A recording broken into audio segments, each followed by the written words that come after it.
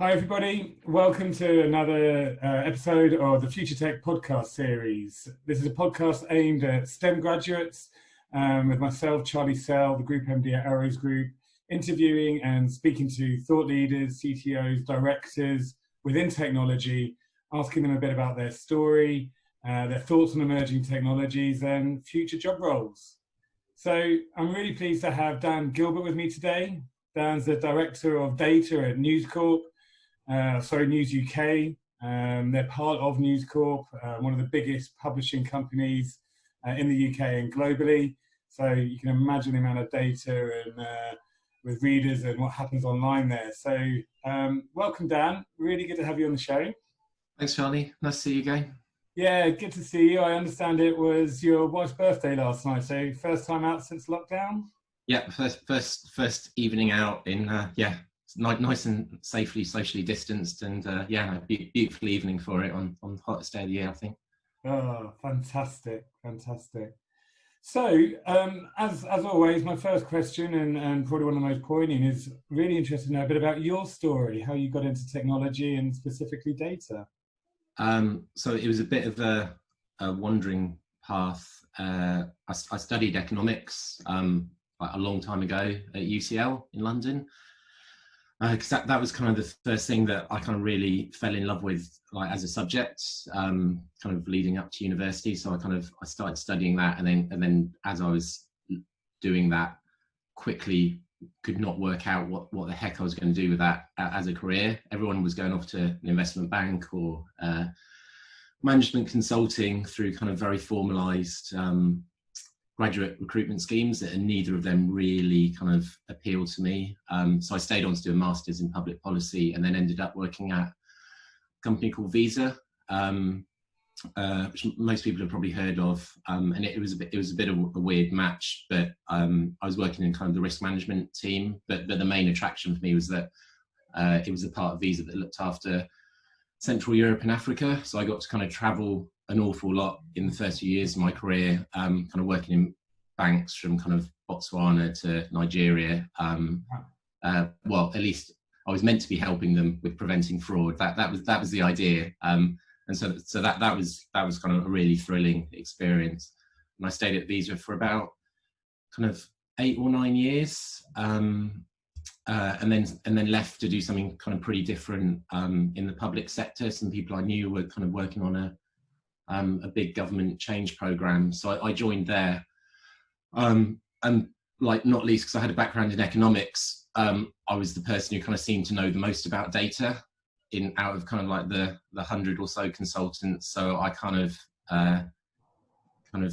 essentially kind of formed the role of being the person who looked after the data, and that was about 10 years ago. And so it was also at a time when big data wasn't really a term there, but kind of data science was, and I'd not worked in a technology role, but I kind of started learning about things like R and Python and stuff like that were kind of available on the internet. And it was kind of the early days of Twitter where you could find out about this stuff. So I kind of got into data science that way.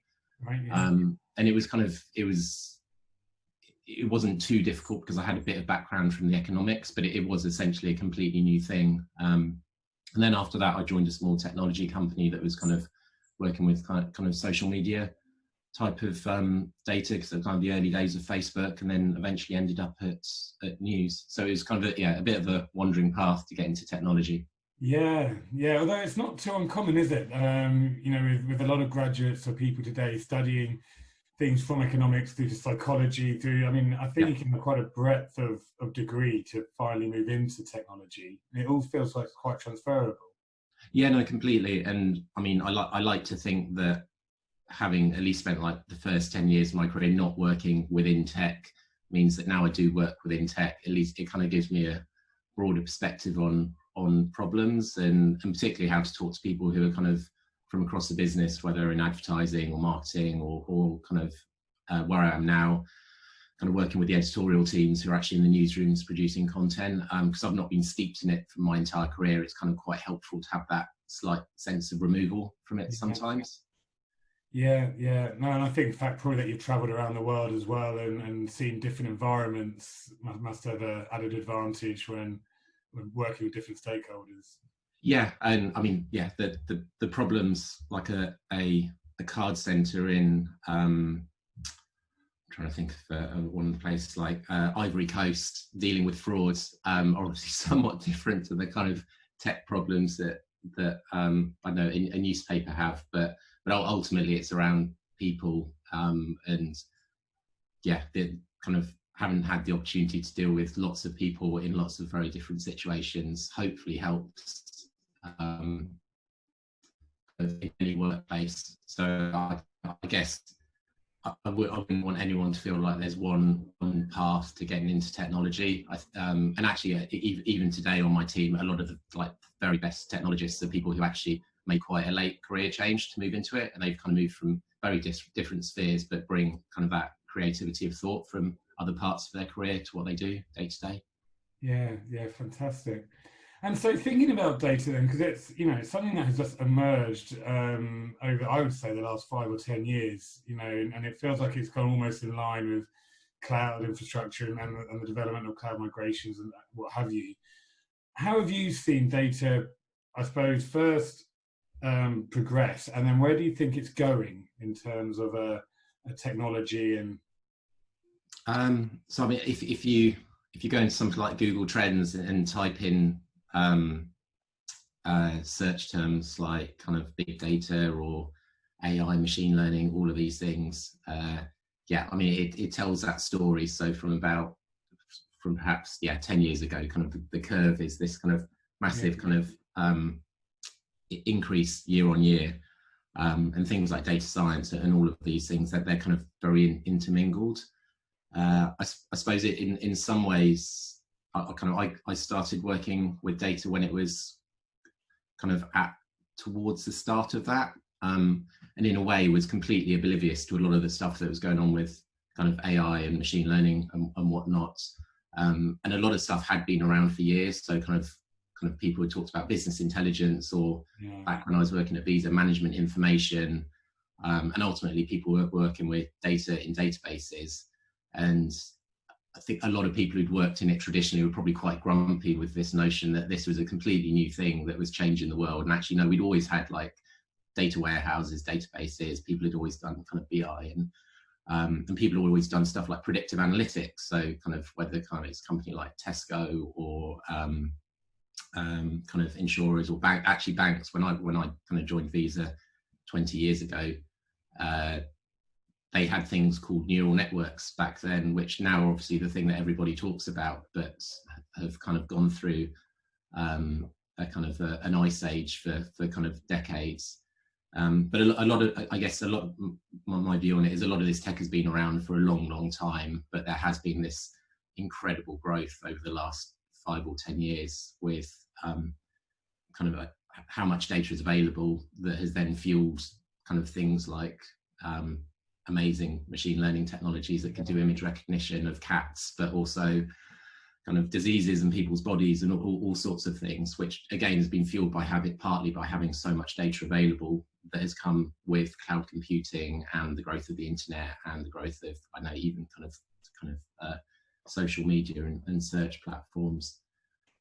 So things have fundamentally changed, and the ability of someone who's like a practitioner, like I am or certainly was, to spin up some work and apply kind of state-of-the-art algorithms to them is now infinitely easier than it was kind of 5 or 10 years ago, particularly if you're kind of using kind of cloud-based services, whether it's Amazon or Google or Microsoft or whoever it is. So all of that stuff really is changing. And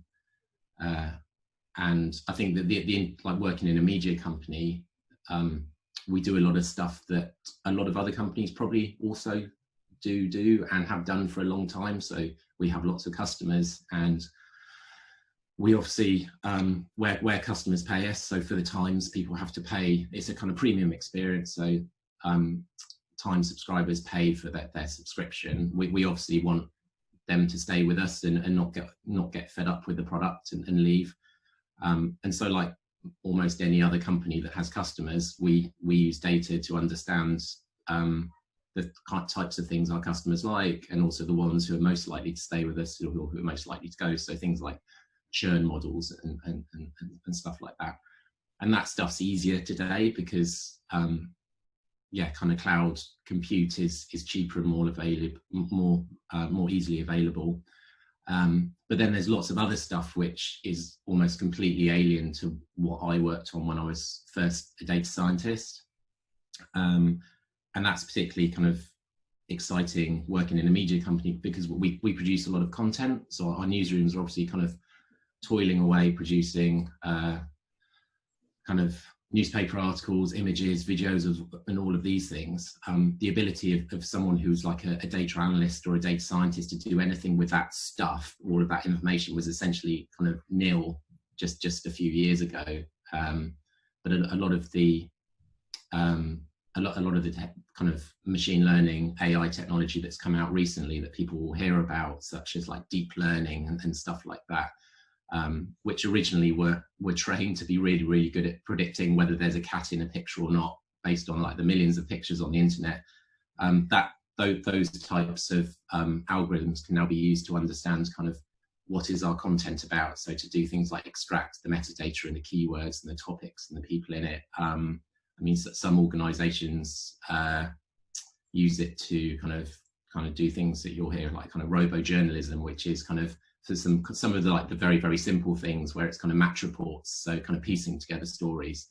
But I guess the toolbox of someone who's working in data now is much more exciting than the toolbox that was maybe 5 years ago, where it was kind of have some kind of data out, kind of something like a customer, and predict whether they're going to cancel or not. Now you actually get to work with really exciting content, so the images, the pictures, the words as well. And I think that stuff is just inevitably likely to continue for the next few years. Yeah, well, I couldn't agree with you more around how, from what I've seen with my experience of recruiting and looking at the roles of big data, but specifically data engineers and data scientists, where I think even 3 years ago, it was probably seen as much more of an academic type of job and skill set, rather than something that's probably more dynamic and actually has got a real return on investment or a real value to it. And you've seen it now. Companies have started to realize actually understanding data and maximizing it, utilizing it, is a profit center. It's not a research or something for the board.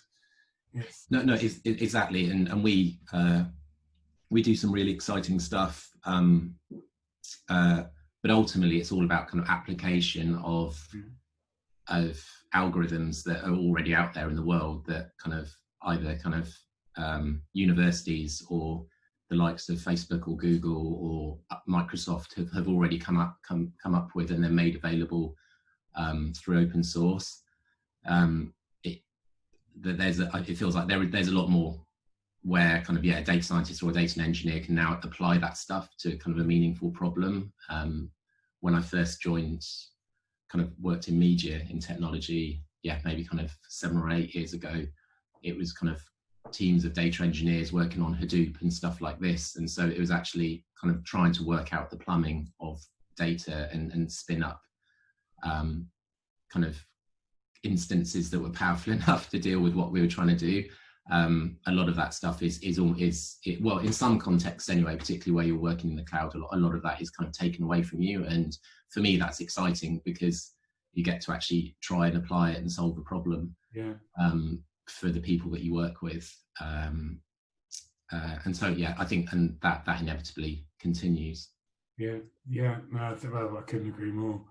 So thinking then around the future, where is data going to take us? And specifically, do you have a view on if you're advising a graduate who's either just starting their degree, so, in 3 to 4 years' time, they'll be entering the job market, navel gaze, a prediction on what sort of job roles, if they have a specific interest in data, what sort of job roles there might be for them? I mean, it's kind of, well, it's either impossible or very difficult to predict the future. I suppose it's, for me, it's a continuation of stuff that I kind of see happening now. So I certainly, in some companies and environments, certainly I think you're obviously going to have huge opportunities for people who want to work on kind of pure research. So building these things up from the ground up, and building on the stuff that has come before them. For a lot of commercial companies like ours that are then applying it equally, it's working at the interface of the business and those kind of capabilities that have been built by your kind of colleagues in other companies that are kind of building the algorithms from scratch. And a lot of people, I think, talk about that distinction between like the applied data scientist and the research kind of data scientist or machine learning engineer. And it's been around for a long time, but I think inevitably that will continue as maybe some of these tools, and these tools are probably only ever going to become easier to apply for somebody who isn't even necessarily that's their core focus of their job. So even if you're just a software engineer focusing on stuff that is not to do with machine learning, but is doing all the other difficult stuff that I don't understand, an appreciation of kind of what you can do through applying things like machine learning is going to become more important. And ultimately that is, like all machine learning is taking lots of examples and making predictions on the back of that. So it's helping make a prediction that can help make some process or decision better. And obviously we're surrounded by those things. So I don't know how much that will enter the world of actually kind of engineering practices and coding itself to kind of actually, whether it takes any of that kind of writing the code away from you, because some of that can be automated. Perhaps, I don't know. I think it's really difficult to predict that stuff. But I think definitely an appreciation for anyone who works in technology will become really important. Like we still have I look after the data team. We have data scientists. Some companies, I can't remember who it is. Maybe it's Amazon, who's kind of got rid of the term data scientist or even machine learning engineer. Perhaps I could be wrong, but I think they've tried to kind of eliminate that distinction and almost see that everybody who's working in technology has to understand a bunch of stuff from software development through to how machine learning works. I think that may happen, but I think just like you have in software engineer, you have specialists who need to be that needs to be their domain of expertise. So I think an appreciation of it is definitely one thing. I mean, just something that is on my mind a lot at the moment is, and sometimes you get blank looks when you mention it, is just the whole notion of data ethics and AI ethics. Right, because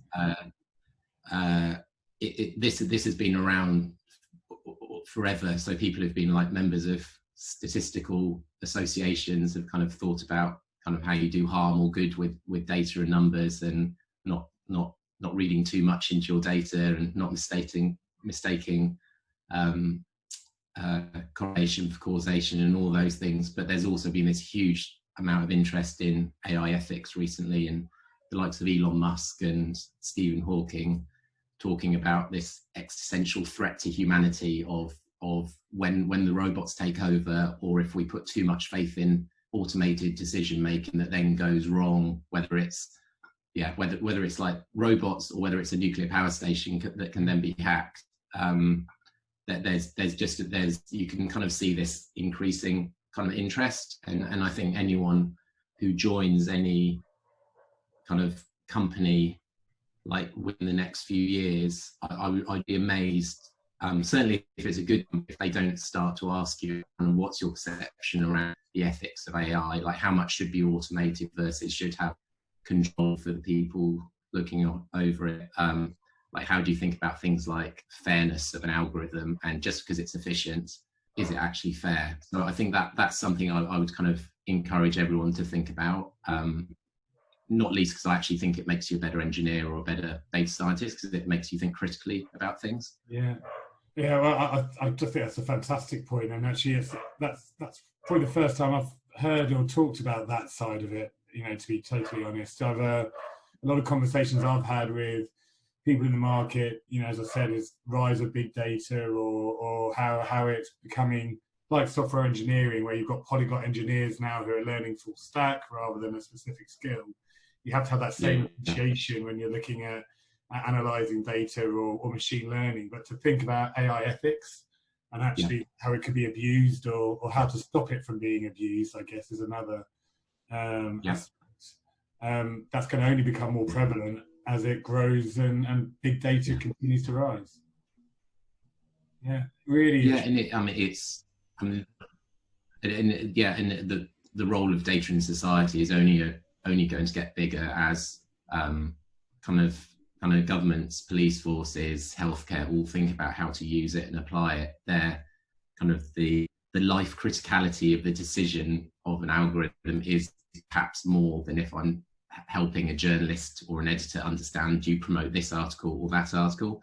Yeah. But at their core, there are some core kind of critical thinking processes to try and avoid things going wrong. And I think as a result, because algorithms will be used in like these high stakes decisions, as we see kind of the UK government, the House of Lords, like in the US, the governments there, they're all taking an interest in this area of AI ethics, how it's regulated, how you kind of can have codes of practice for people working in it. So I'd say kind of read about it, be interested in it. I think it makes you a better engineer if you understand this stuff as well.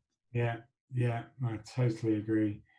Well, thank you, Dan. That's been really interesting and great to get your insights. As I said, we're focused predominantly around data, which is just so prevalent right now. So that was really interesting, and so thank you for your time. Thank you for getting up early to have this the podcast. As I said, you've got the day off today, so this is all on your own time. Yeah, no, it's a lot of fun talking about it, and I would say, good luck to all the kind of STEM graduates out there. The world needs you, and there is no single path. So, kind of whether you immediately find that dream job, or if it takes you 5 or 10 years to get into it, that 5 or 10 years may make you a better kind of employee and person at the end of it. Yeah, I think that's a great summary and really, really useful. And great point. So everybody, that's another series of Future Tech podcast series. A big thank you to Dan Gilbert from News UK.